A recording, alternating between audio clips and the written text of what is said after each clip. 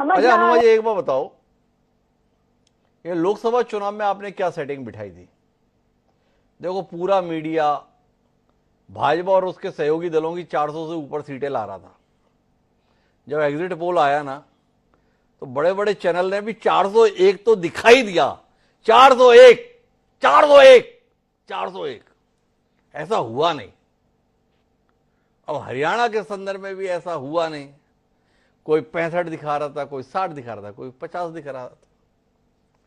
आपसे फिर कहता हूं, क्या वाकई अनुमा जी आपको लगता है कि आपकी पार्टी के अंतर विरोध ने हरियाणा की आपकी फलती फूलती फसल को ऊपर बेमौसमी पानी नहीं डाल दिया?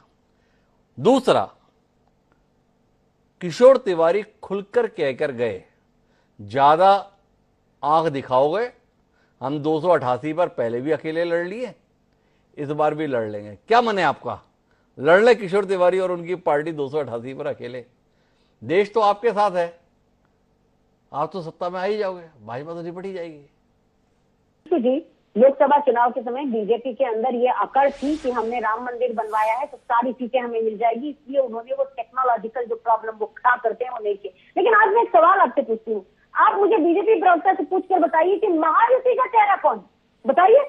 आप पूरे समय पूछते हैं महाविकास आघाड़ी का चेहरा कौन है, कौन है, कौन है। हम तो हर बार कह रहे हैं विधायक दल अपना नेता चुनेगा, लेकिन महायुति का चेहरा कौन है ये कौन बताएगा? और भारतीय जनता अरे पार्टी। अनुमा जी, देखो आपने निरंजन परिहार जी की बात को गंभीरता से सुना नहीं, इसलिए आपने चाहा कि मैं मुकेश त्यागी जी से यह सवाल करूं, और आपने मेरी बात को भी गंभीरता से नहीं सुना था। मैंने मुकेश त्यागी से 3 बार कोशिश की थी उत्तर पाने की, वो उत्तर दिए नहीं मुझे, ये भी आपने साफ महसूस किया। समस्या यह है कि मुख्यमंत्री होते हुए भी मौजूदा सरकार के घटक दलों में इस बात को लेकर कोई चर्चा नहीं है जो सड़क पर आ गई हो कि चुनाव बाद मुख्यमंत्री कौन होगा।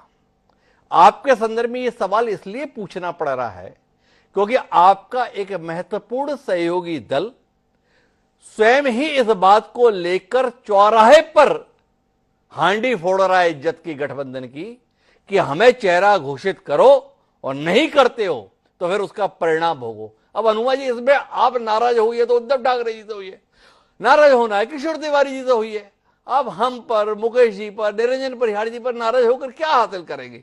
निरी लोगों पर गुस्सा, वो भी पूर्व सैन्यकर्मी और वर्तमान राजनीतिक को शोभा देता है क्या? मैं आपसे बार बार बता चुकी हूँ, जो हम अपनी बार बार नियत नीति कुछ नहीं बदलते। कांग्रेस हमेशा जहां पर भी हो अपना विधायक दल ही अपना नेता चुनता है, ये नई बात नहीं है। आप उसी को मुझसे कई तरह से कहलवाते हैं। मैंने एसएसबी दिया है, एसएसबी में एक ही सवाल को 10 तरह से पूछा जाता है, और हम आर्म फोर्सेज में तब जाते हैं जब एक तरह का जवाब देते हैं। हम एक तरह के लोग होते हैं, हमारे 2-4 चेहरे नहीं होते। तो मेरा जो चेहरा है, जो मेरा जवाब है, वो एक बार है, वही है विधायक दल अपना नेता चुनेगा, लेकिन भारतीय जनता पार्टी में नेता थोपा जाता है। अब क्या बताऊं अनुमा जी, विधायक दल की बैठक तो आज हरियाणा में भी हुई, नेता नहीं चुन पाई, कह दिया हाईकमान तय कर दे, वही नेता हो जाएगा। कहानी सब जगह एक सी होती है। अब आपको क्या बताएं, आपको पता होता है तो हम क्या बताएं, पर फिर भी हम मुकेश त्यागी जी के पास आते हैं। और मुकेश त्यागी जी, ऐसे हालात में आप लड्डू बंटवाने का या बनवाने का ऑर्डर कब करने की तैयारी कर रहे हैं? क्योंकि आपने अपने विरोधियों को तो आपस में उलझा दिया है, मामला आपका काफी फिट सा बैठ गया है। क्या कहते हैं, ऐसा हुनर आप कहां से लाते हैं? देखिए, ऐसा है कि हम लोगों की जो स्थिति है हिमांशु जी, बहुत मजबूत स्थिति है। हमारे कार्यकर्ता जो हैं बहुत ज्यादा मोटिवेटेड हैं। हमारे पीछे एक बहुत बड़ा संगठन है। कांग्रेस के अंदर देखिए तो सिर्फ एक ही फेस है, वो राहुल गांधी की। वो भी हरियाणा के चुनाव में जो है अमेरिका निकल जाते हैं।